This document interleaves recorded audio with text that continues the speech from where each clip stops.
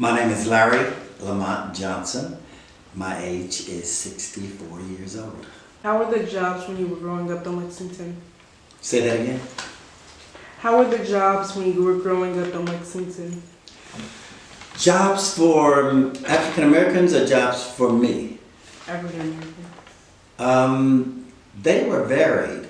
However, the jobs of people who lived around me in Charlotte Court, I remember there were people who were painters. There were people who were, and what I mean by painters, they painted people's houses and walls. Most of the women that I knew, and of course that's not all of them, worked in people's houses.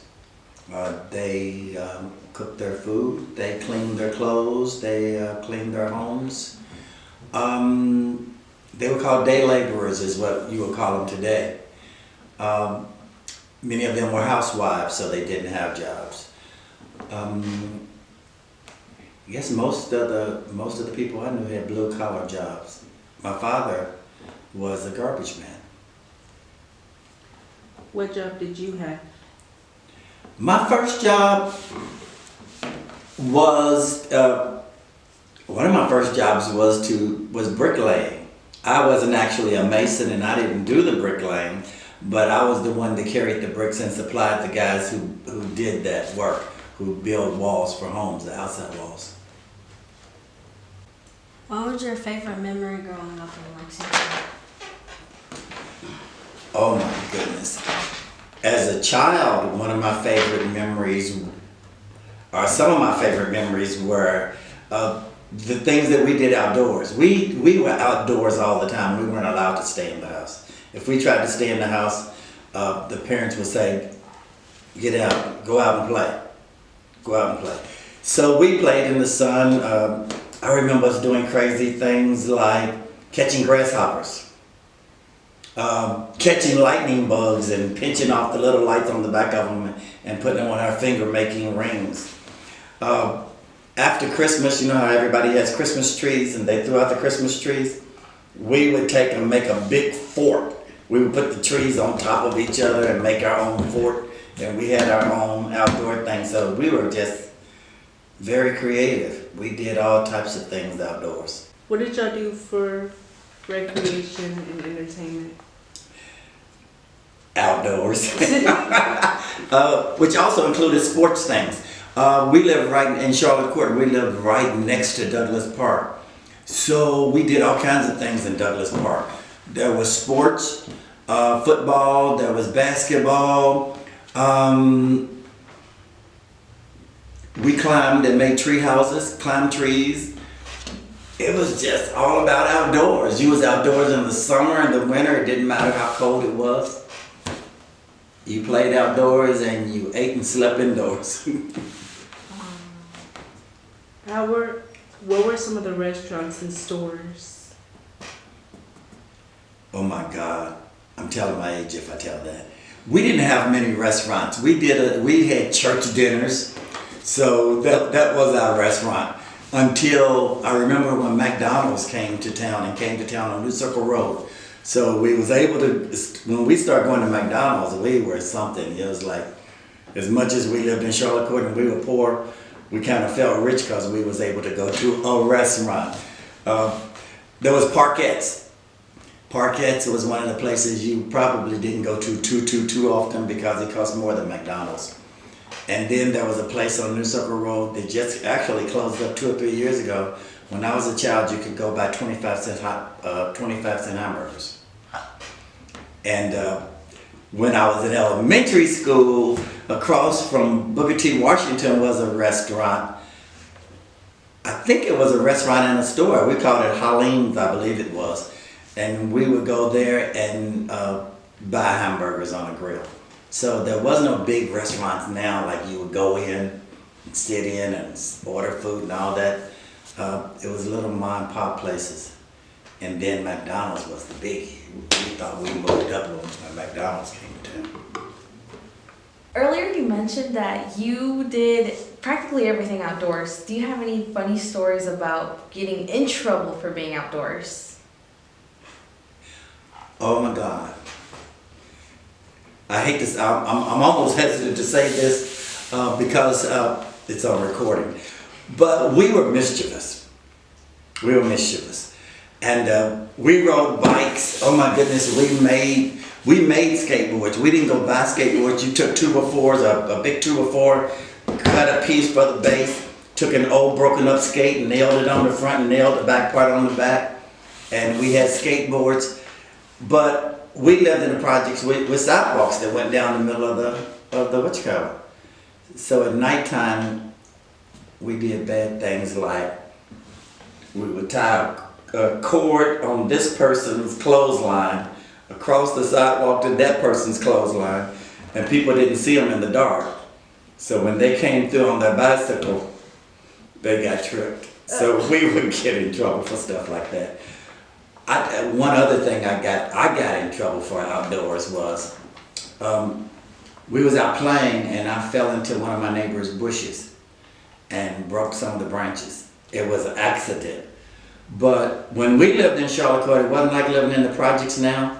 You had people took pride in their little apartment. They planted their own bushes or flowers. And because I broke one of my neighbor's bushes, some branches off of it, I got in trouble because I wasn't careful enough not to run and fall into her bushes. Were there any street organizations? When you say street organizations, what do you mean? Like clubs? Neighborhood clubs or organizations? I don't remember any. In Charlotte Court, there may have been. I don't remember any. We were all family. Everybody knew everybody. Everybody played with everybody. Everybody did everything together. And then, if a fight or something broke out, it was family against family. But I don't remember us having after-school clubs and things like that until we got into junior high. Did you play any instruments? I'm from a charismatic Pentecostal church, so I played the tambourine. I also tried playing the trumpet at school. Then they did have things like that at school, so I played the trumpet for a little while. But my family members played trumpet, clarinet. And then when you get into my broader family, which is my cousins, they were not keyboard at that time. It's piano, organ, oh my goodness, trombone. They played all the instruments. What school did you go to? Booker T. Washington, which was 4 blocks down the street, and we walked to school. I don't care how bad the weather was. I don't remember school getting counseled much, if at all, because we walked to school. What was the political climate?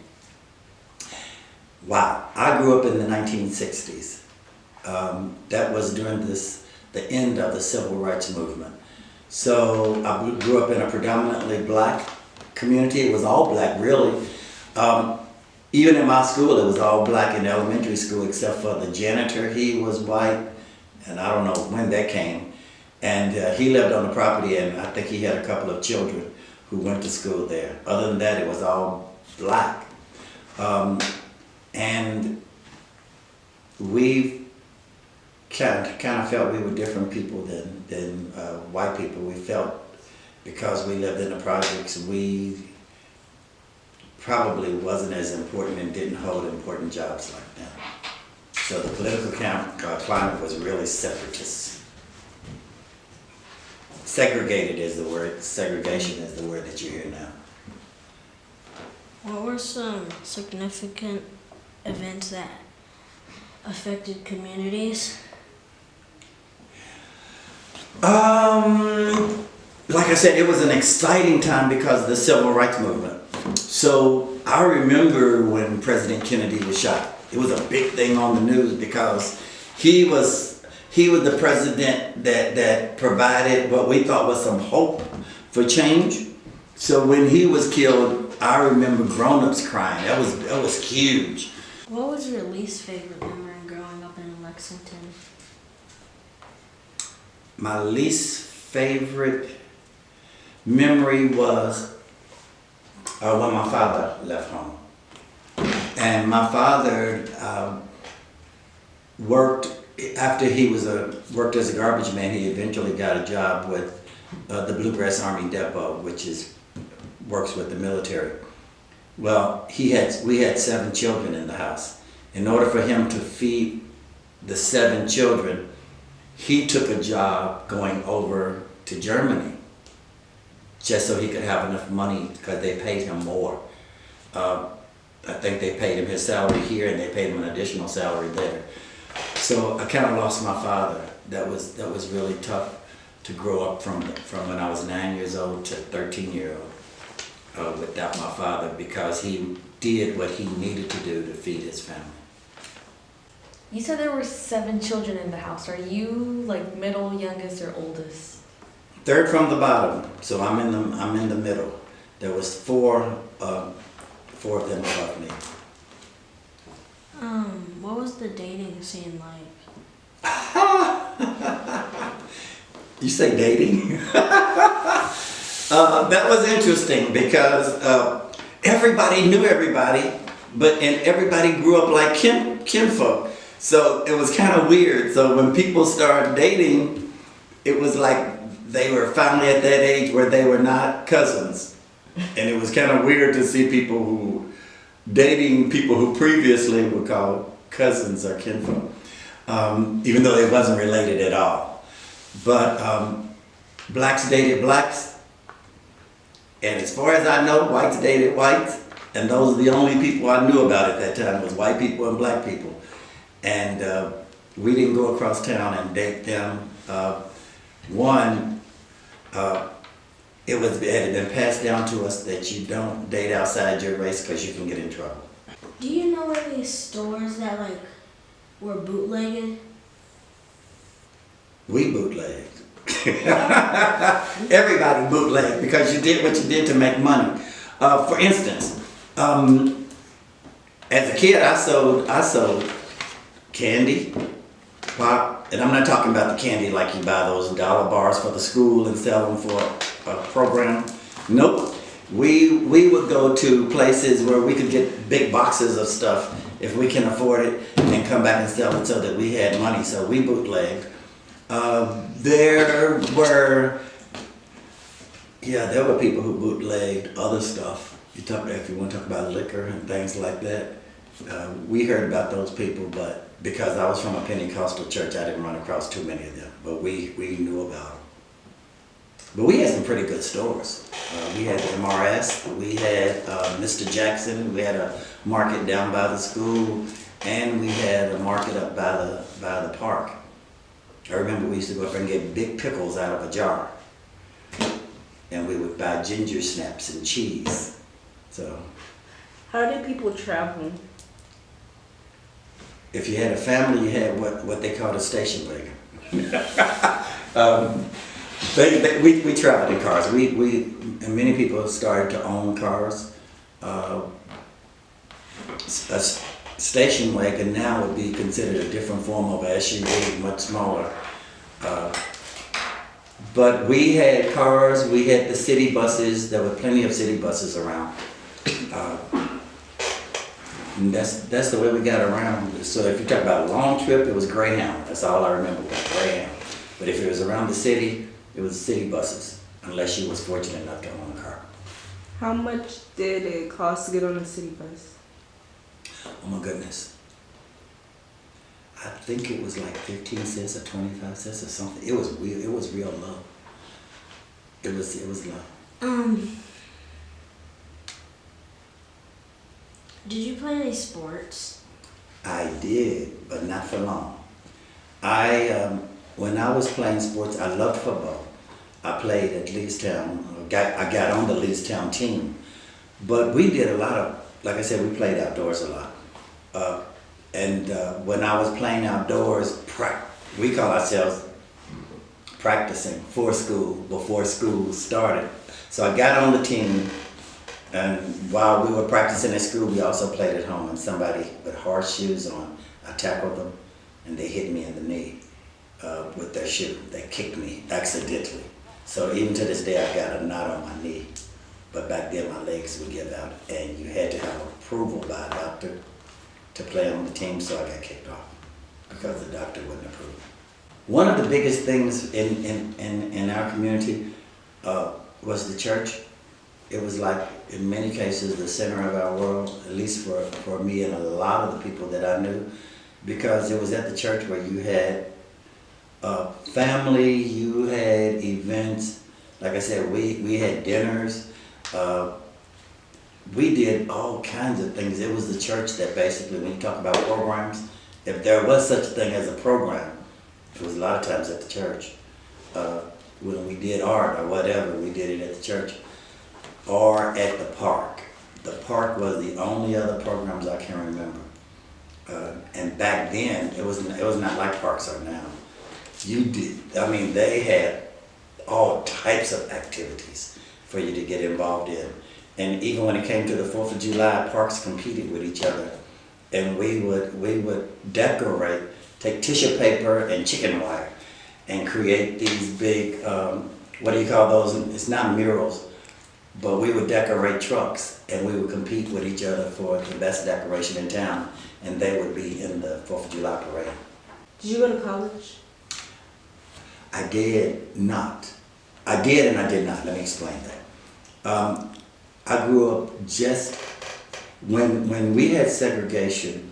We had black teachers, who loved their black students and pushed them to be excellent. So my sisters and brothers above me, went to college. When I came up just as we had desegregation, and I ended up going to Leestown, where it was mostly white, and the counselors didn't push me to go to school. They didn't push me to go to college in high school. I was, for many of us, we were told you go to a community college or you just need to get some menial job. We wasn't pushed by those teachers and counselors to achieve excellence.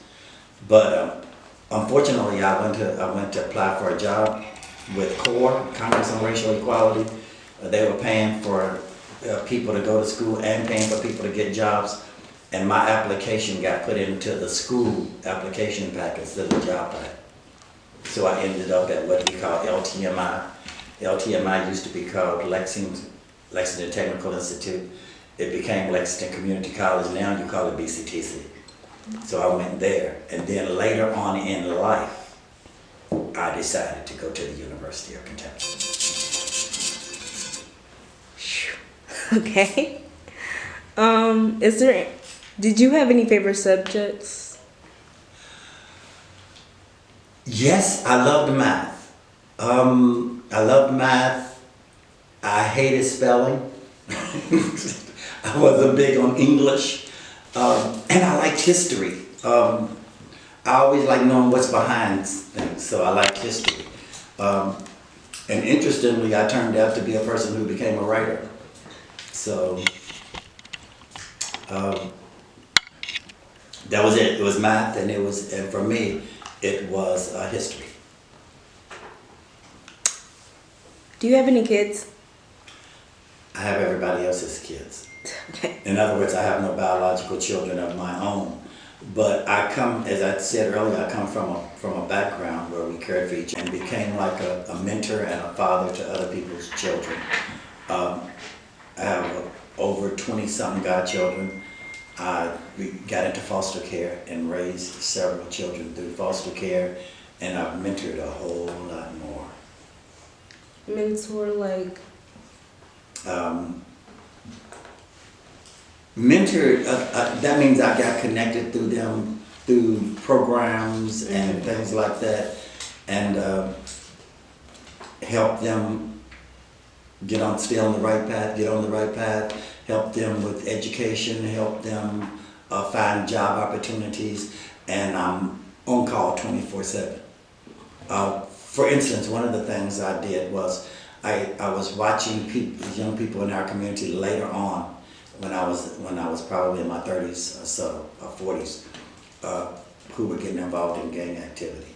So I went down and said, hey, I'm Uncle Larry. And literally gave them my number and got their number. Back then we had beepers. I would literally send them a text in the middle of the day and sometime in the night with 4 numbers on there that represented 4 letters on the alphabet. I care, I-C-A-R. So whenever they got it, they knew Uncle Larry. Somebody cared. So when I showed up, they would come and talk and be able to share some issues and problems and get advice. Was there anything big that happened for you or your family? That did what? In what way? Like, made you feel happy? Just anything big? Wow. We kind of stayed happy. And I know that sounds weird. We had a lot of struggles and but we were there for each other. And so it didn't take a big thing. It didn't take a big thing. If I can think about one real happy time, I remember when my father came back when I was 13 from Germany. So he did come back. And I was just so happy. We went out to meet him at the Bluegrass Airport. At that time, it was a very small building, smaller than this building. The Bluegrass Airport was. And we got to go up and climb up these steps and go and watch the plane land and then go downstairs and wait for him to come off the plane. So that was a very happy moment because my father was like a mentor and role model to me. And so it was a big thing for him to have gone to Germany and then for us to get him back. What is the biggest shock and or impact that you in your own like mindset have for how Lexington was before to how it is now? Oh my God. The biggest shock is to actually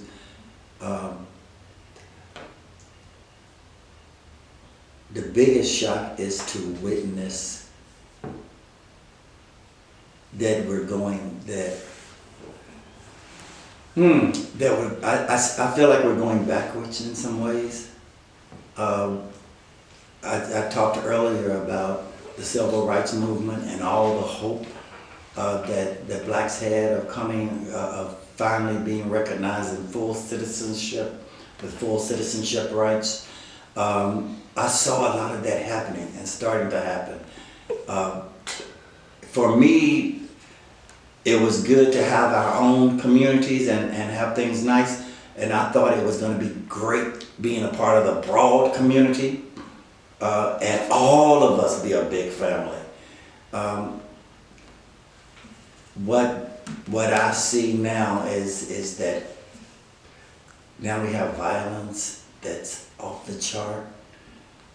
We have poverty that seems off the chart. We have drugs. Seem like it's off the chart, and I wonder what happened, because it seemed like things did start to get better, but then took a deep dive in the 90s, and seemed like we just went crazy, and we're still crazy. So that's the big shock for me, is to look and see is what I thought would become one big happy town, like we had a happy community, and then to see how we're struggling.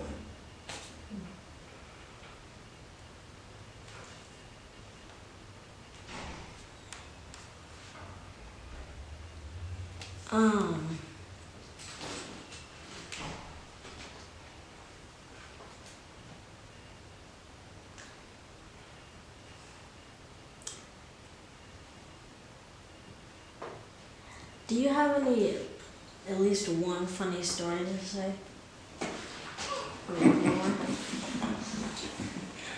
I can be a clown, so those things usually come spontaneously. Spontaneously for me. So I really almost can't think of any funny story offhand, because it's spontaneous usually for me. I'm sorry. Do you remember any movies, or if there was movies? Oh yeah, there was definitely movies. but probably one of the movies that changed my life was Roots. Was what? It's a movie called Roots. Roots. And with Roots, I really don't think I knew about it. To me, it kind of reminds me of young people today. They don't understand what black people went through and what they endured. And all I knew was the good life, basically, like I said, in my community. And when I saw Roots and saw what happened with slavery and where we were, I became interested in my ancestors. What did my ancestors do? What did they go through? What were their paths? Where did they come from? Because for me, we was always from America. That's all I knew. Even in the 80s, when I was 25, 26 years old, we was always from America. So that movie changed my life. And I have ever since been involved in doing genealogy research. And instead of it letting it discourage me and upset me, it made me try to find where our strength came from.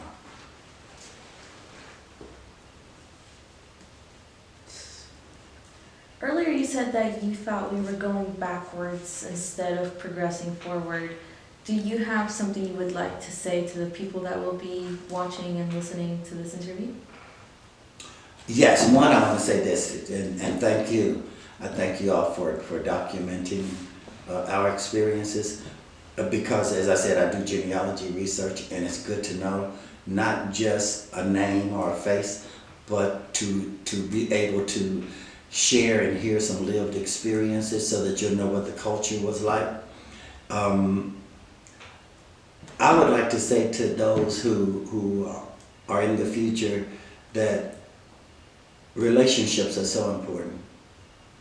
It is relationships that I remember more than anything that helped me to survive despite the struggle we go through as black people, despite the struggle we go through from our own areas of having been discriminated against, whether it's male, female, black, Hispanic, whatever.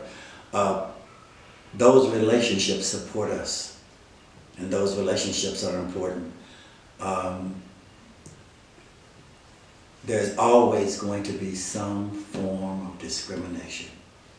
There are just people out there who want to be on top, and they don't care who they step on, who they hurt, and how long and how deep the hurt is for them to get to where they want to be. But if you have the right relationships and invite people into your life who can be supportive of you, you can make it through. And not only make it through as a survivor, you can make it through with a smile.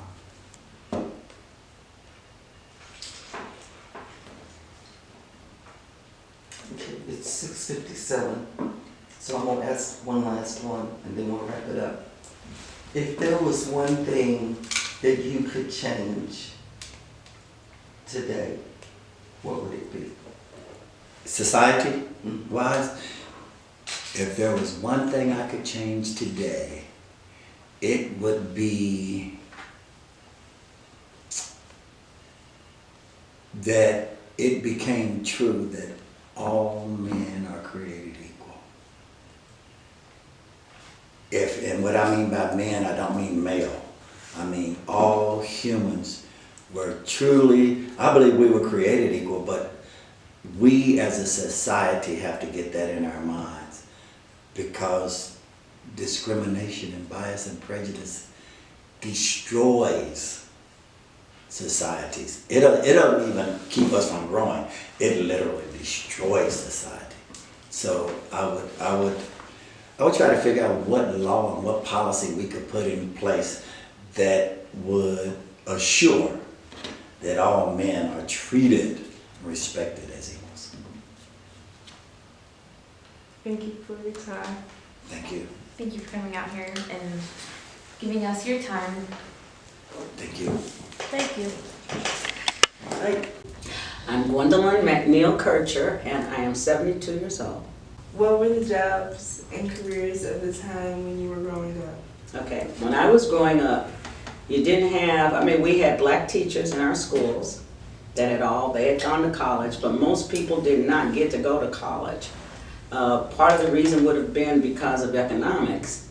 A lot of our grandparents, grandmothers especially, worked as maids for white people, and they would be gone all day. And in fact, a lot of us that were in my age group, even their mothers did that. So they would go on the bus, because most people didn't have cars when I was growing up. Not most black people didn't have cars. And so they would take the bus to go to work to take care of somebody else's house, somebody else's children. We would be left at home alone there was no thing like, there were no after-school programs for us. You don't get after-school programs until the white women started going to work. And at that point, then the government says, we got to do something about these kids that are home alone after school. For us, our neighborhoods took care of us. The people in the neighborhood watched out for all the kids. And if we got in trouble, the people in the neighborhood were allowed to correct us, and that would be by spanking us. And then they would go tell your mother, and then you'd get another spanking, and then they'd tell your father. They'd come back when your daddy got home, and you'd get another whooping because you were doing something that you shouldn't do. We were taught what was right and what was wrong, and we were expected to do those things. We had to be respectful to everybody, anybody that was older than us. If they told us to do something, we had to do it. We would have to say yes, ma'am, or no, ma'am, and that was it. How did people support their families? People had jobs. Everybody pretty much worked. In town, everything was restricted, meaning we could only live in certain areas of town. And it's really weird in Lexington because it was checkerboard. I lived on the corner of 6th and Upper, but if you went up a block, that was all white. If you went up a block in the other direction, 2 blocks the other direction, it was white. But so you had black communities. Now you had Brucetown, you had Smithtown, Taylorstown, Proudtown, and all of those were areas that were started by white men after the war, after the Civil War. These men owned that property. And in order for the newly freed slaves to have and own their own houses, these men built houses for them in those areas, and that's why they were named for the men who had owned the property and had set that up. And those areas are still there. They have Proudtown days, they have Brucetown days. Brucetown is down off of 7th Street in between Broadway and Limestone. What were the job opportunities for you living as a white woman? Well, I majored in electrical engineering in school. I was the only girl in electrical engineering. And when I was a junior, I was called into the administration office because they said, we don't want you to get out of school and not be able to get a job. Because basically trying to get a job as a woman, first off, would have been difficult in engineering because in those days, women were not thought that they should have those type of jobs. But even for a black man in those days, being an engineer was difficult to get a job. There are some movies out that kind of portray what it was like for the black men to try to get ahead in a business. There were black men that owned their own businesses. You know, there were black doctors in Lexington, so we had those things. What they called it was separate but equal, but it was never really equal. The schools were all separate. We had to go to the black schools. I went to Russell School for elementary school and then Dunbar for high school. And my senior year, they closed Dunbar, and the reason they closed Dunbar was the federal government said that Lexington had not integrated the schools, and the federal government was going to pull all of their funding from the schools here. So they said, we'll never have a white child go to a black school. Actually, they didn't say black, they probably used the N-word more than likely. And so they closed Dunbar and sent almost all of us, an entire school, over to Henry Clay. It was a horrible year, my senior year. I don't think I learned anything that year in school. all the classrooms were overcrowded because you're combining two schools into one school building that was probably already full. But that was there was nothing we could do. There was no recourse to force them to keep Dunbar open. We did finally get an apology from the Fayette County school system. When we had our 15-year reunion, they allowed us to get diplomas from Dunbar, and we all got to take our pictures in a green cap and gown because our colors were green and white back then. And so that was really good. It was very upsetting because if you grew up in Lexington, your whole goal and aim in your whole life was to graduate from Dunbar High School. It was a big deal for us. And a lot of people today, I don't think, understand what school loyalty was like and how important it was for you to be able to graduate. All we heard from the time we could walk was you have to have an education. Because without an education, our parents and our grandparents knew if you don't have an education, you really can't go very far in life. You have to have an education in order to have a life that would have been better than what theirs was. You know, when you think about it, if your grandmother goes to work at, say, she leaves home at 8 o'clock in the morning and doesn't get back home until 6 o'clock at night, and she's cleaning somebody's house and taking care of somebody's child, that's not a very good life. I mean, you couldn't go and do things that you may have wanted to do because you just wouldn't have had the money to do those. But without the education, there's not a whole lot of options for you. They expected us to just be washing dishes and sweeping floors. And so I think for those of us in the 50s, when we were in school, that education component was so very important, was to be able to do something with your life that we were capable of doing, but not able to get the education. University of Kentucky also, 1968, they were getting ready to lose their funding for the lack of African Americans there. They had Africans there. Now, this is something you'll find interesting. I can remember that the Ben Alli Theater was a big theater downtown Lexington. We were not permitted to go in the front door. We couldn't go in the front door of any of the movie theaters. They had a back door for us or a side door for us that we would have to go in. And I can remember seeing an African that was going to UK. He was permitted to go in the front door, but we weren't. And I remember asking my grandmother, well, how come he can go in the front door and we can't? And her response was, well, he's from Africa. And I was like, well, why should an African be able to go in the front door? And at the Ben Alli Theater, you had to go up to the second balcony.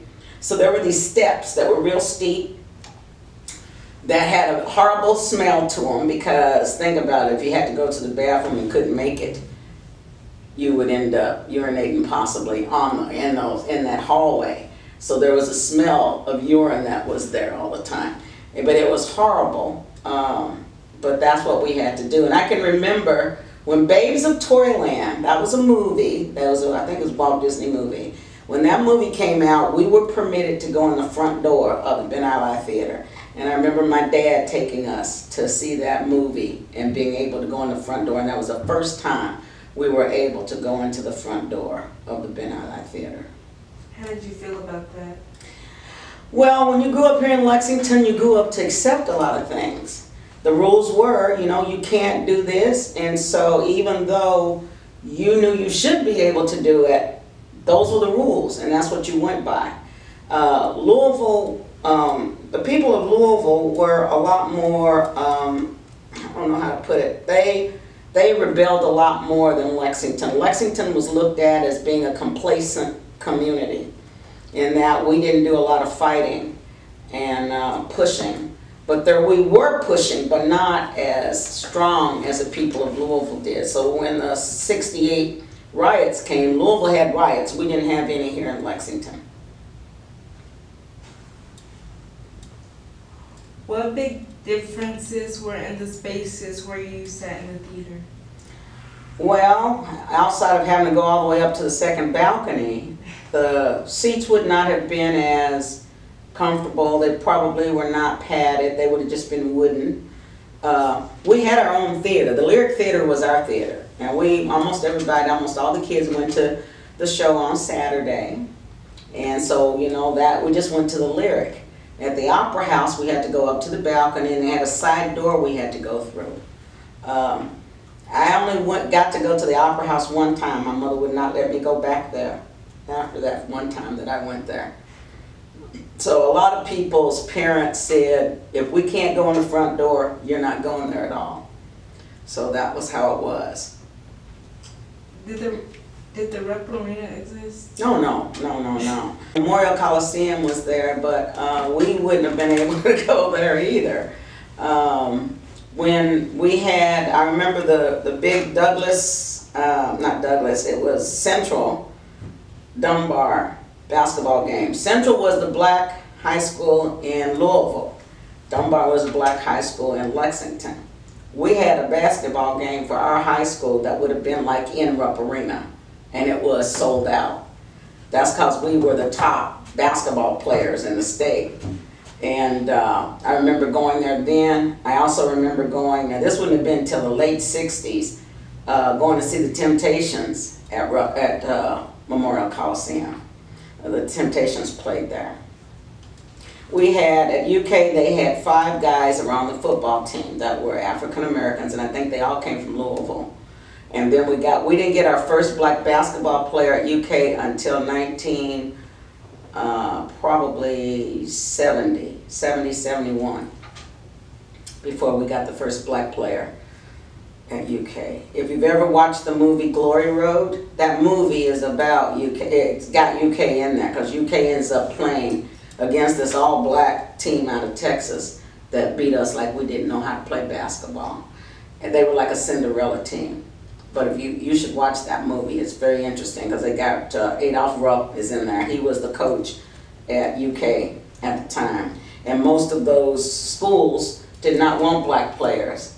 And their attitude was that we were not smart enough to be able to play basketball.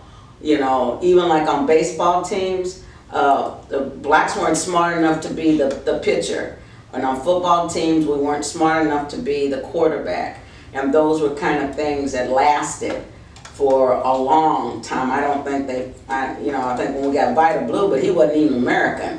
You know, they brought in people from other countries that were people of color. So see, just like the deal with why could the African go in the front of the Ben Ali Theater and I couldn't, didn't make sense to me. Because I lived here in America and they didn't. But it was because they weren't American that they could. So it just let you know that there was prejudice, but it was directed directly to us who lived here in America. What did people do for recreation and entertainment? We went to the park when we were kids. Now the parks were segregated. We had Douglas Park on the west end, and then we had Charles Young on the east end. And then there was a park in Brucetown, and there was a little park in Prawltown that I remember. And those were places, you know, if you were a kid during the summer, you went to the park and stayed there all day and played. So those are the kinds of things that we did. There were black clubs, like bars. They were all usually tiny, but we had our own, they called it separate but equal, but nothing was ever really equal, but it was all separate. We couldn't eat in the, like in those days you had the 10-cent stores. W.F. Woolworths, Kresge's, and Walgreens were the 3 that were downtown. Now, when I was probably 10, Walgreens was the only one we could eat anywhere at the counter. The other ones had a little bitty section at the far end of the lunch counter where we could sit and eat. We couldn't sit anywhere at the lunch counter to eat. You weren't allowed. But we had separate water fountains.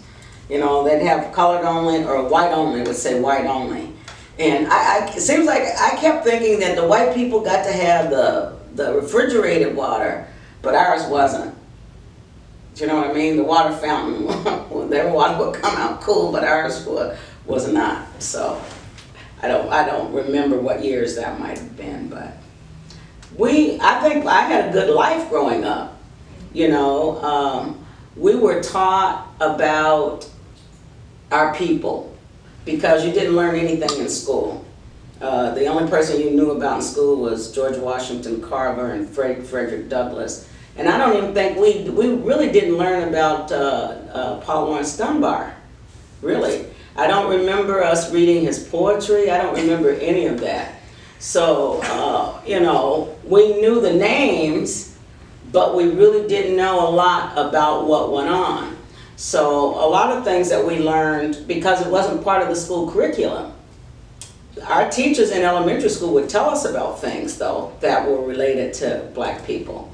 But as far as what the school system wanted you to be taught, those were not things that they had on the curriculum. So even though the schools were named after these people, you really didn't know a whole lot about, you know, I knew that Paul Laurence Dunbar was a poet, and I had read his poetry on my own.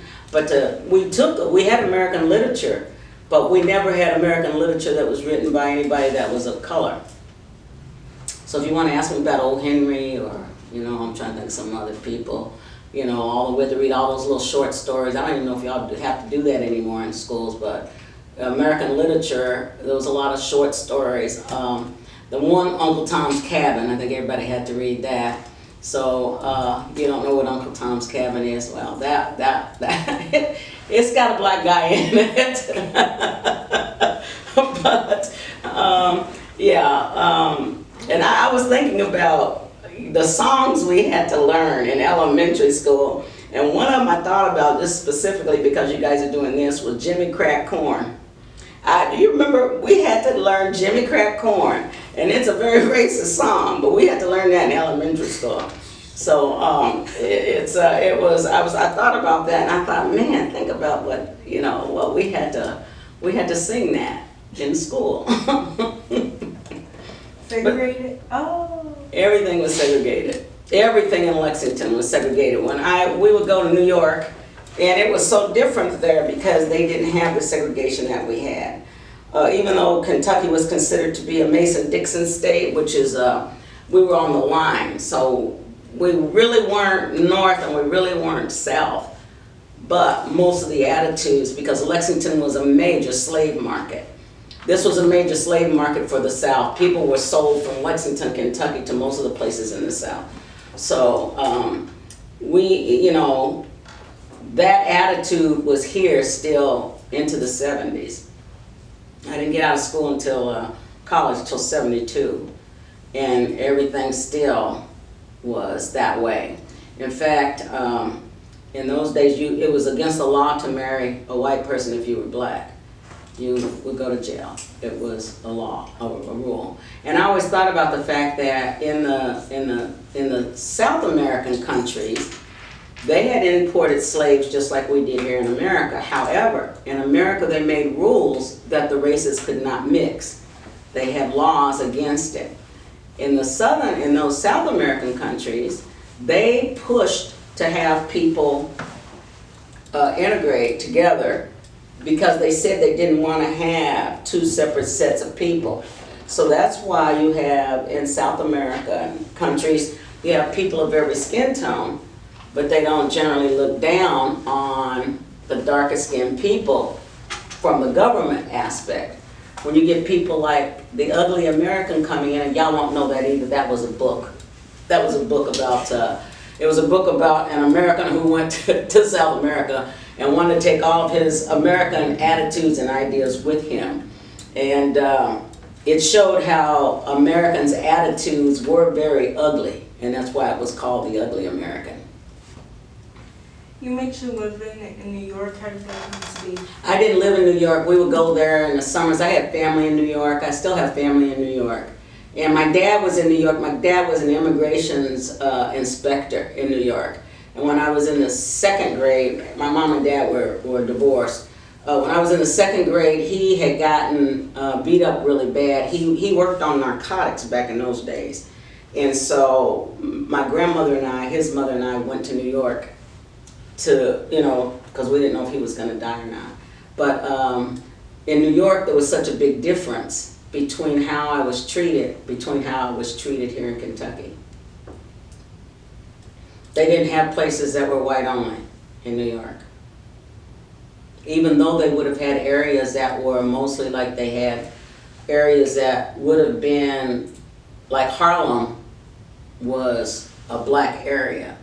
But you could live anywhere in New York. You didn't have to live in Harlem. By the time I was growing up, you know, before then, I'm guessing when a lot of people came from the South, they went to Harlem in the like 30s, 20s, 30s. Was it barrier by a lot? Was it what? Barrier by a lot. Barrier. Sorry. Was Was it- it barrier by a lot? Fairer by a lot. Oh, yeah, you were treated different. I don't know, you know, I know the pay scale in Kentucky, if you were a person of color, you could be on the exact same job with somebody and you were not gonna make the same amount of money.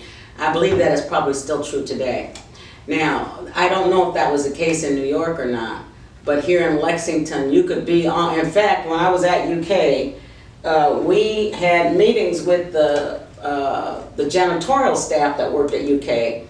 I belonged to the Black Student Union there, and we had meetings with them because we found out that they were making a substantial amount less than their white counterparts. They did the exact same job, but they did not make the same amount of money. And see, this is a way to control you. If they can control your pocketbook, you can't move. You can't move to a better neighborhood because you're not making enough money to do that. And it was, I guess they thought it was fair that, you know, we didn't need as much money as white people did. I don't know why they would think that, because everything in our neighborhoods cost more. Groceries cost more, everything cost more money, which also was unfair, but that was because we didn't have big supermarkets. We'd have little tiny grocery stores, and their markup would be a lot higher. What was family life like? Well, I had 5 brothers and sisters. There were 6 of us. So it was busy, noisy, but it was good. You know, we were happy. I was fortunate. My grandfather had owned his house since probably the 30s. And he was a chef. And we had a car, we had a telephone. Most black people did not have cars, did not have telephones, and we also had a television. We had a television from, I think we got the first TV in like 1951 or 52. So we had always had a TV. So we were privileged because that just wasn't the case. A lot of people that lived close to where I lived did not even have indoor toilets. They had outhouses. And that they would have had outhouses probably all the way up through my getting out of high school. And then you know what an outhouse is? Mm-hmm. It's a bathroom. It's a toilet that's outside that's got a hole in the ground, and it's a little bitty room. That's an outhouse. And then they had to move the outhouses, so they had them on the back porch. So you'd have this toilet on the back porch of your house. And then it was years before people got them inside their houses. Yeah. Did you start a family of your own here? Did I do what? Start a family of your own here. Yeah. Both my boys were born here in Lexington. I have 2 boys. They're in their 50s. But they were both born here in Lexington. And started school here, but they both finished school in Montana. Did they have to experience anything you went through of what you went through? Well, you know, you teach your kids how they have to act, because if not, it's like even today, if you get stopped by the police, your best bet is to hang on to that steering wheel. Do not let go. Do not reach over for nothing, because you can get shot, because they'll assume that they're going to shoot you. So when you've got boys, you teach them how they have to react to white people, but especially to the police. Because if they don't, the chances of them getting killed or severely injured would be great. The bigotry, you have to teach them that even though you're not doing anything, they're going to say that you are, or they're going to believe that you are.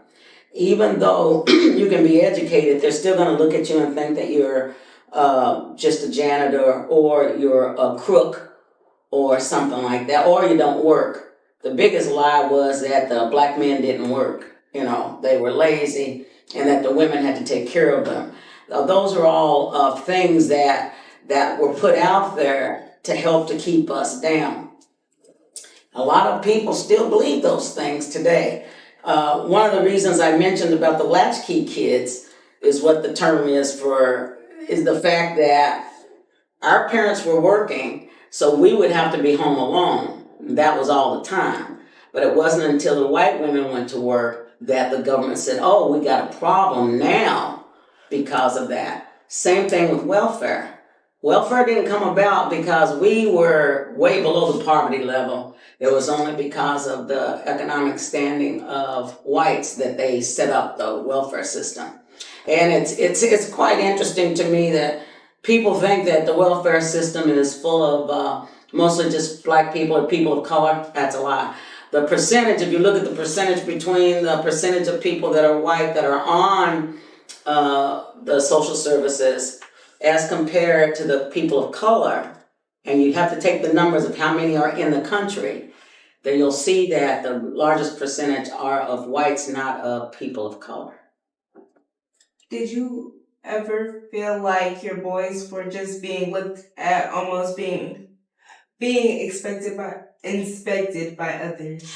Well, my kids, when the New York Times did the story about me, they did interview the kids, and they were living back over here.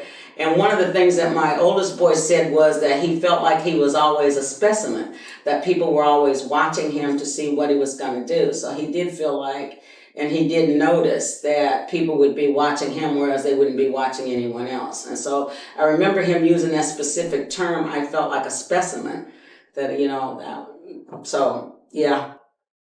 Did you ever feel like you were a specimen? No, not really. Because, see, you have to realize, because we went to all black everything. Mm-hmm. And so there weren't that many instances where you really had that many interactions with whites, because we went to our own places and didn't go to the places that we weren't allowed to go to. Can you describe a favorite memory growing up? A favorite memory? One of the things that I can remember, and I always tell people about this, is my grandmother and I were walking down Chestnut Street, and it was a bright sunny day. And I can remember looking up at her and telling her, I cannot wait till we have Armageddon. I couldn't wait till we get to the end. I couldn't wait for that to happen because I thought it would be the most exciting time. And I can remember my grandmother, because at that time she was not saved, I can remember her yanking my arm and saying, Gal, shut up, don't talk about that. Because people were afraid to talk about Armageddon. When I was growing up, that everybody knew about it, and everybody knew it was coming. It was going to be the end of the world. But they didn't want to talk about it, especially if they weren't following Christ and weren't in church. And so for me, I think, and I still think, it'll be the most exciting time on this planet. I mean, if you can imagine all the stuff that's going to happen, it was just so exciting to me. So I remember that all the time when I think about it. She did finally get saved, by the way. She didn't get saved my grandmother didn't get saved until I was probably 50 something. And so that was all those years, I've been praying for her. But I remember that just like it happened yesterday because of my excitement for it. And I thought she should be excited about it too. But she was like, didn't want to talk about it because I'm not going, right now, I'm not on my way to heaven is what her thing was, So that's one of the things. And then we would go, like, when Dunbar would have their proms, they would have them at the school and they'd be in the cafeteria.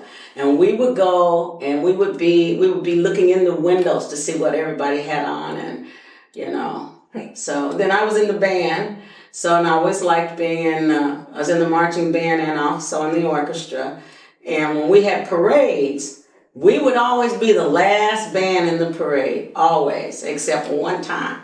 And that one time was when Slick Johnson, he was a major league baseball player that came from Lexington, Kentucky, came to town. So they had this parade for him. And so guess what? We got to be the first ones in the parade. That was the only time ever that we were not the very last band. And when Douglas was still there, it would be us and Douglas would be the last two bands that would get to march in the parade. How do you feel being the first band in that parade? How did you feel? Oh, well, we knew what was up. I mean, we knew that we were always going to be the last band in the thing, and we knew that only because he was there did they allow us to be the first. Now, I'll tell you something. When Whitney died, and he was from here in Lexington, and they came, and this would have been 1971, because my son was born that day. And we lived on Versailles Road, and the president came here for the funeral. And so his wife, Whitney's wife, did not realize that they were burying him in a segregated cemetery in Greenwood. So once she found that out, she came and had him exhumed and moved. Because she said, how can someone who has fought for civil rights all his life be buried in a segregated cemetery? And she had no clue that it was a segregated cemetery. So we had Greenwood, and back then it was called Greenwood back then, I think. Now it's called Cohaven. And then we had the one that's out there off of Industry in Meadowthorpe, somewhere over there. We had that one. Those are the only two. And then the cemetery number 2, which is down on 7th Street, which they did clean up. When I was a kid, it was all run down and run over. A lot of people are buried there from the 1800s. That would have probably been the first cemetery. It's down on 7th Street. It's still there. And I think it's called Cemetery Number 2 is the name of it. And one year when I was here during Black History Month, no, not during Black History Month, it was sometime maybe it was Juneteenth. It was Juneteenth. I went over there, and they had some programs there. And there had been people coming there to clean it up. And then they were trying to restore the tombstones and figure out who was actually buried there. I don't know how far they've gotten with that project. I'm Rebecca Webb, and I'm 72 years old. When I was little, women were housekeepers, maids, cooks. They did domestic work. Men did mainly labor. They did construction. They were labor workers, factory workers. What's the difference between domestic workers and is it construction?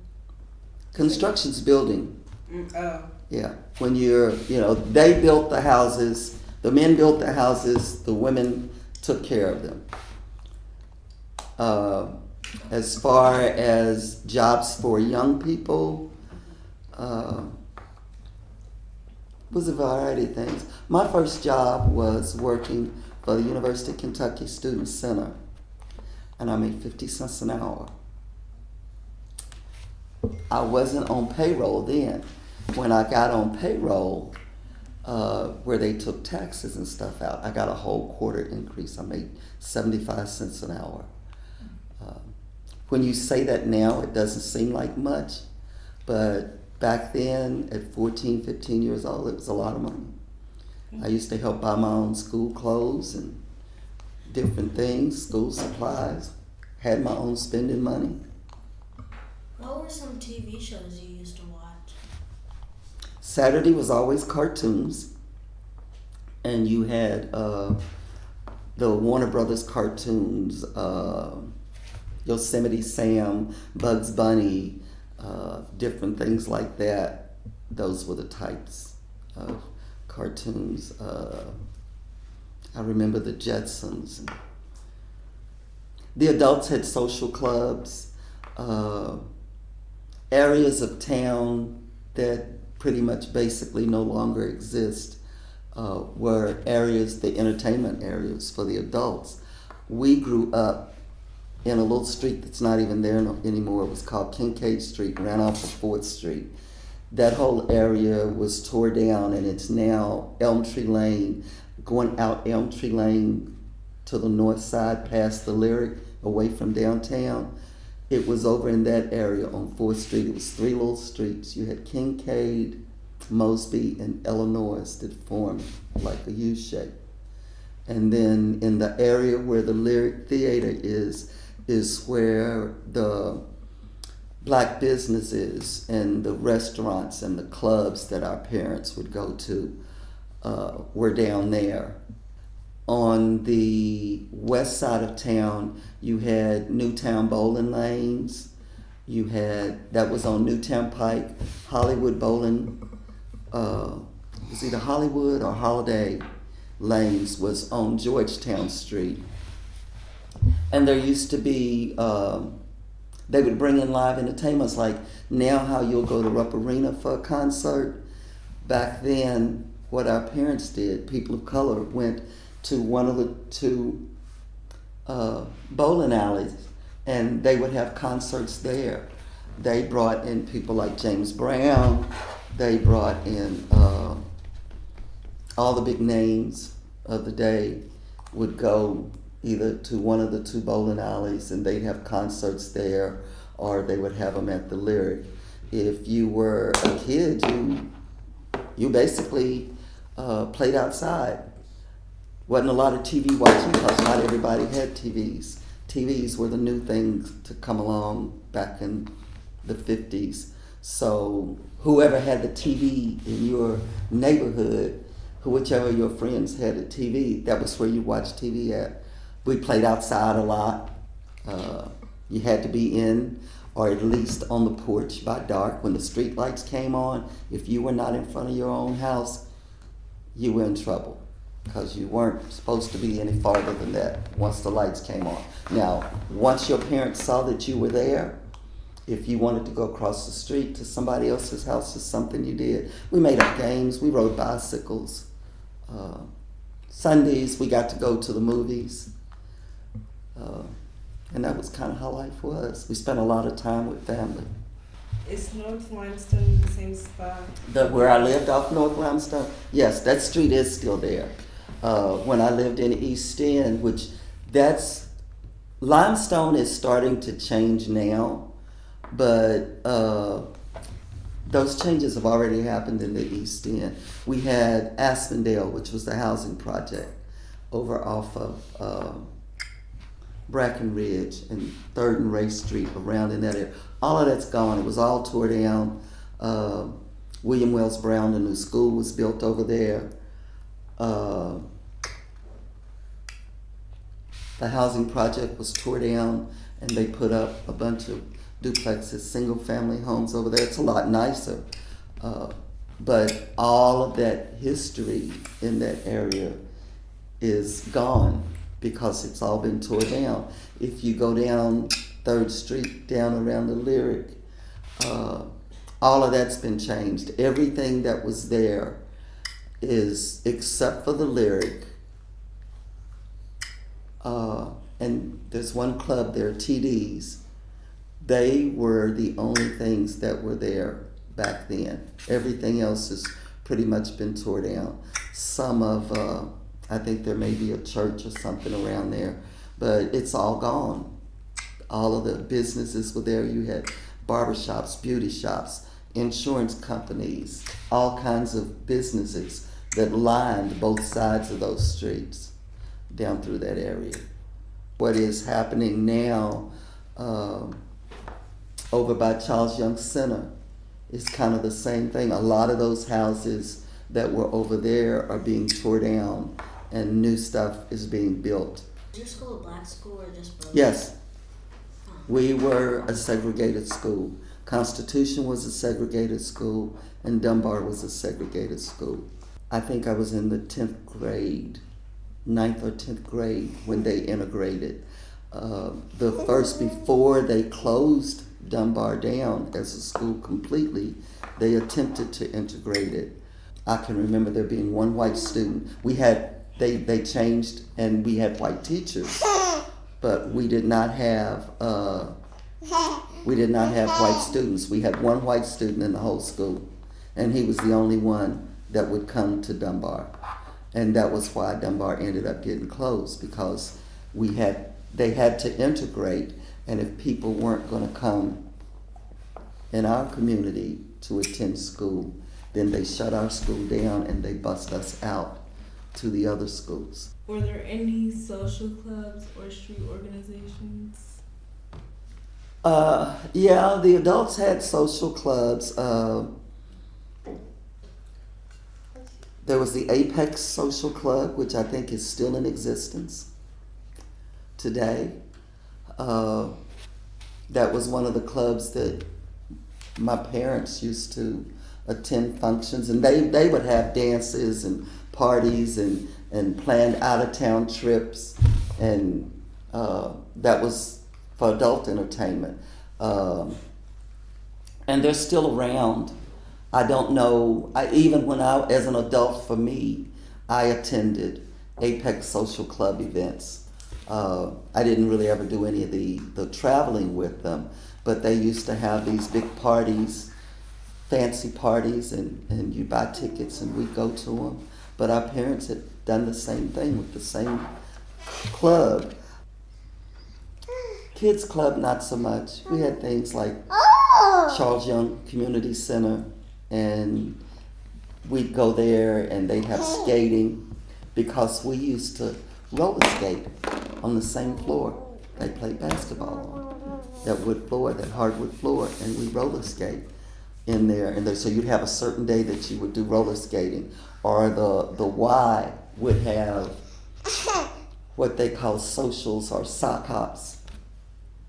And they would be on certain days of the week, so then you were allowed to go there. But those were the type of things, the social clubs and things that we attended. Where do people shop?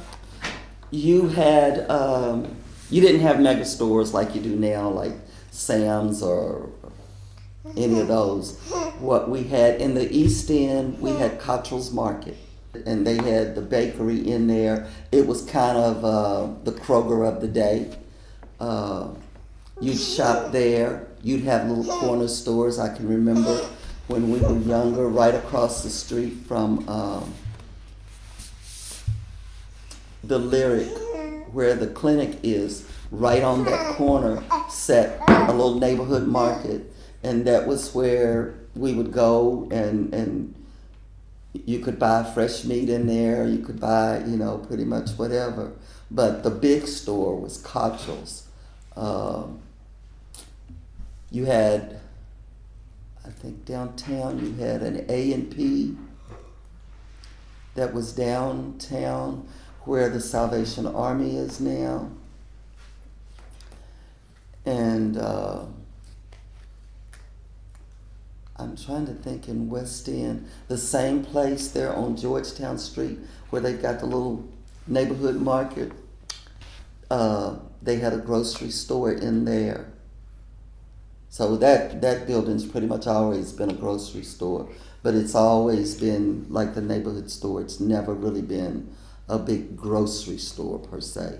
And those communities today still do not have a true grocery store, what people refer to or know of today. There's no Kroger's, there's no Aldi's, there's no any of those stores. Kroger pretty much has a monopoly now. They're all around town. But in the East End, the closest store that you have to the 3rd Street community area around in there is up in Eastland Shopping Center is Save-A-Lot.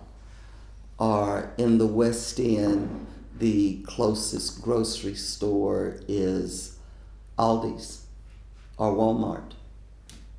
And that's the closest grocery store to Georgetown Street. And it's been that way for as long as I can remember in both of those neighborhoods. I'm curious, how do people get their groceries home? They drive a lot when you were growing up, drive their groceries home or walk them home? Or Not a lot of folks had cars, no. The little rolling carts, you see the little old ladies with the little wire carts on wheels. That was how a lot of people shopped. They had those little carts. And you went to the grocery store, you took your cart with you, you loaded your groceries in, and you rolled it home. Now, you may have had to catch the bus, but you took your cart on the bus, and that was how you got your groceries back and forth home. People didn't buy in bulk like they do nowadays. Number one, you couldn't afford it. You bought what you needed to last, maybe a week or two at a time. But you didn't. You didn't have a big deep freeze that you could go to Sam's Club and you could fill it up and not have to worry about it and those type things. But you buy maybe a week or two at a time according to what your paydays were. Most people get paid once a week or every 2 weeks, and then they would shop that way accordingly. Where do people go on dates? If you're talking about kids dating, we went to the Y, to the socials and the sock hops they had, or you went to Charles Young Center, and you would go over there if they'd had a dance or something, or you'd go roller skating. Roller skating was a big thing for us back then, and like the center would have skating on a certain day of the week. That was skate day, so that was where you went to skate. You go to the park. We used to have carnivals. That would be, you'd have carnival come in town. If there's a big empty field and nothing in it, then that's where they would set up. And you'd go to the carnival.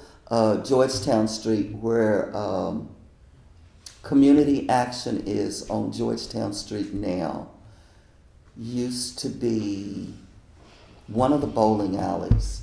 And then there was this great big open empty field that was next to it.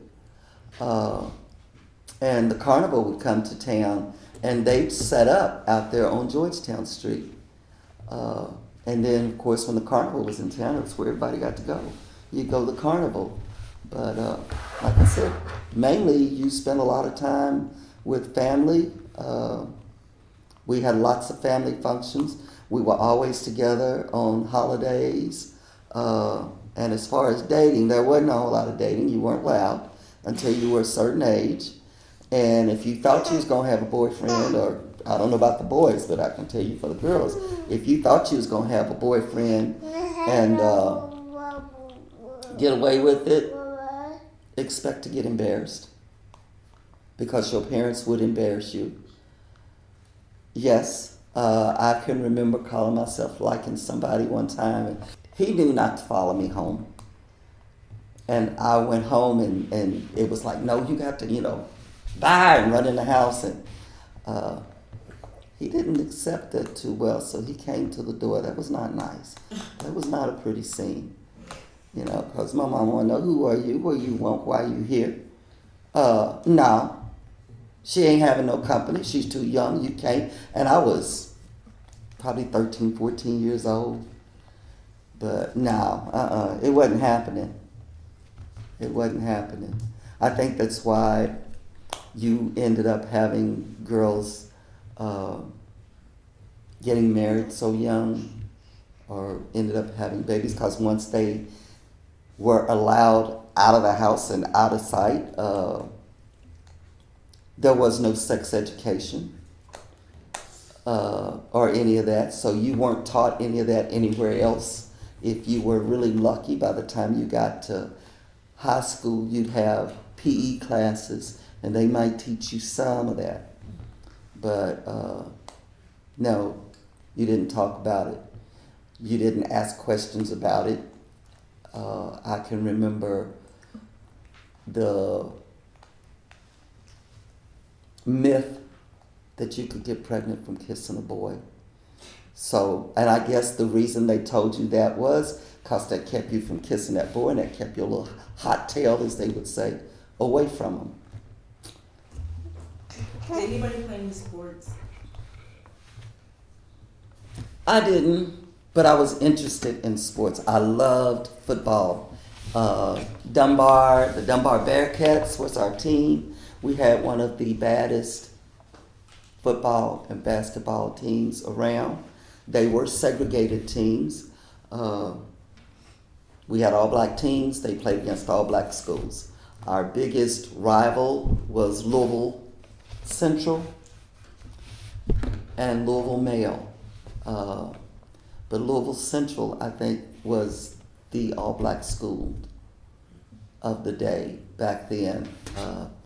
And we played football out on UK's campus. It was called Stowe Field at the time, and it was located on Limestone, part of Kentucky Clinic, or UK sits on the property now.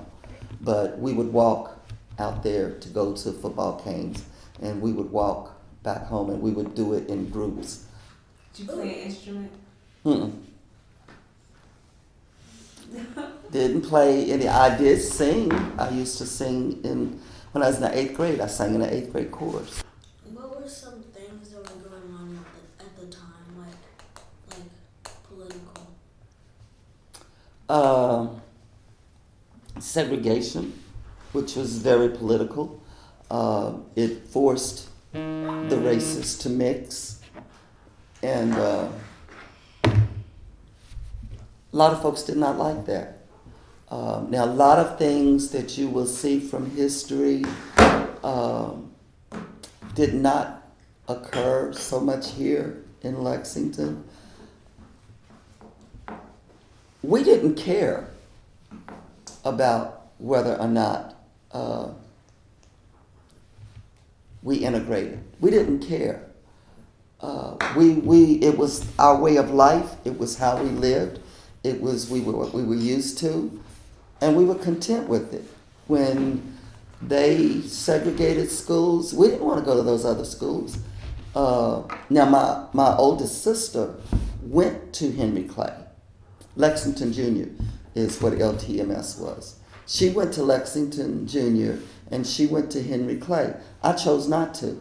And this was before they actually said we had to. I liked going to Dunbar. I can't say that it was a bad thing to happen. Education-wise, for kids of color, I think it hurt us, because when we went to a black school and we had all black teachers, your education was different. We grew up in a time where education was very important. The big thing in your family was you getting an education.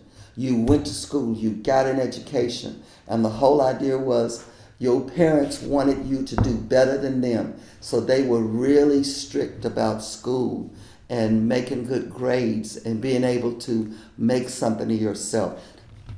Most of our families, nobody went to college, so if you were that child that finished high school and went to college, or in my case, my sister was, being older, was the first one to go to college. She was the first one in our family to go to college. Since then, I think we've all been there at some point. But the teachers were stricter. They were harder on you. They made sure you learned what was necessary for you to learn, because they had the same philosophy that your parents did. You need to have an education. Now they tell you anything when you talk about being an engineer or astronaut or all of these other things. They weren't really goals we had for ourselves. Back then, for women, it was, well, you get a job, go in and be in you could go be a teacher.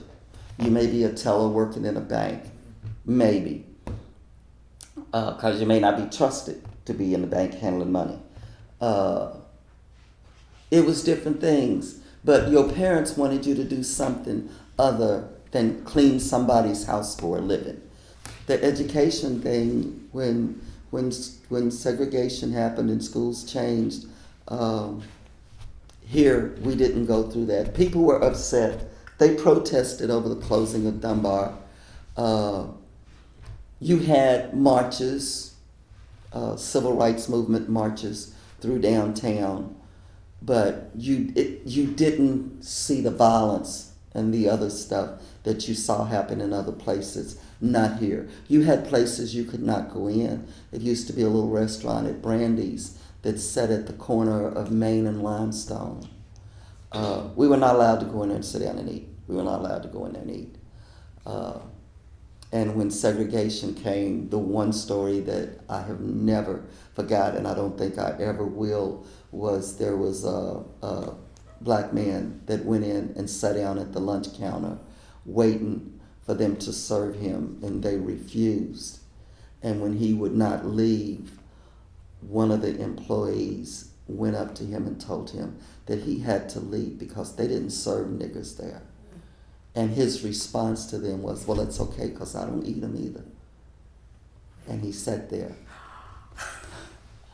But just like that place that sat right there on the corner, right up the street on Limestone, was another little restaurant. And that was the restaurant where my mother worked, and she cooked there. And it didn't matter to us because if we would come downtown and go shopping and we got hungry, we'd go right up the street past that to the restaurant where my mother worked. And everybody that went in there, they had a bar. Everybody that went in there knew we were Irene's kids. And it was, they'd see us coming through the door. Now, Irene, your kids are here. And she'd take us, all the way to the back, out of the way, and put us in a booth. And she'd go in the kitchen, cook, and feed us. We'd go about our business. So you had ways of getting around things. You had things that happened. If your parents worked in a place like that, everybody knew who your parents were. Most of their employers were nice enough people that the kids could do what we did with where my mother worked. Some places, not so much. So you said when they changed schools, why did they segregate them in the first place? Because of racism. We were inferior. We were not smart or intelligent. And I don't want you in school with my child. A lot of the stereotypes that were associated with people of color back then had a lot to do with it.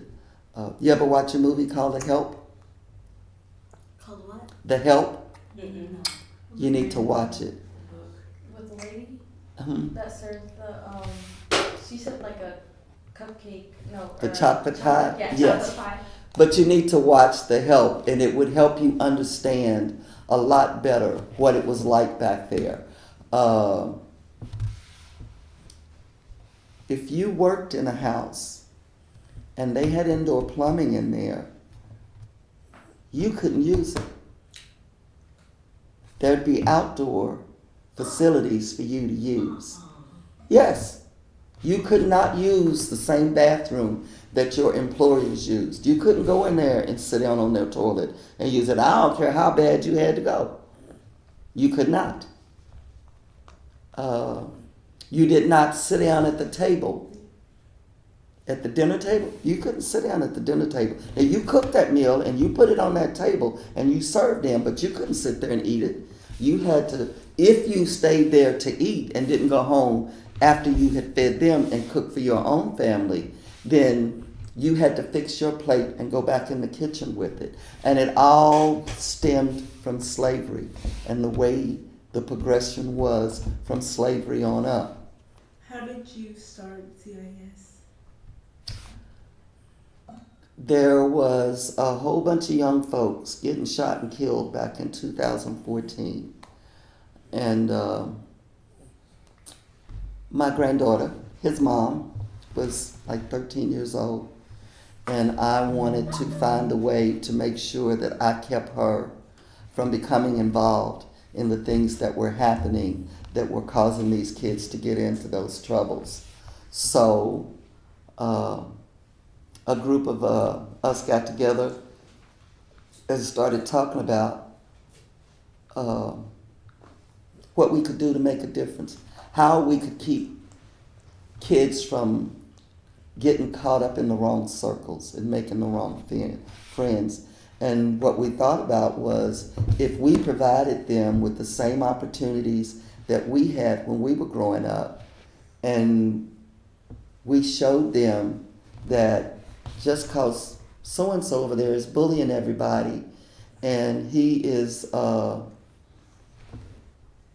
introducing kids to things that they don't need to be introduced to, if we introduce them to something different, that we could keep them from going down that road. We could stop kids from going out on the street and selling drugs or doing some of the other things that were happening.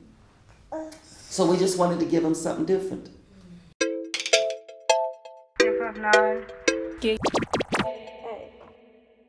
CIS. Period.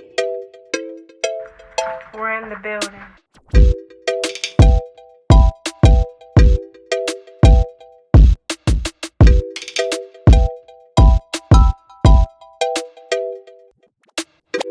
Through our eyes and our words, in the bigger picture, planting seeds for the future, for the bigger picture, community solutions, that's the bigger picture.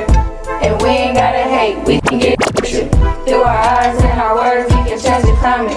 We bout action, pick the verbs, that's the perfect timing. Through our eyes and our words, we gon' speak the truth. In the class, in the street, That's enough.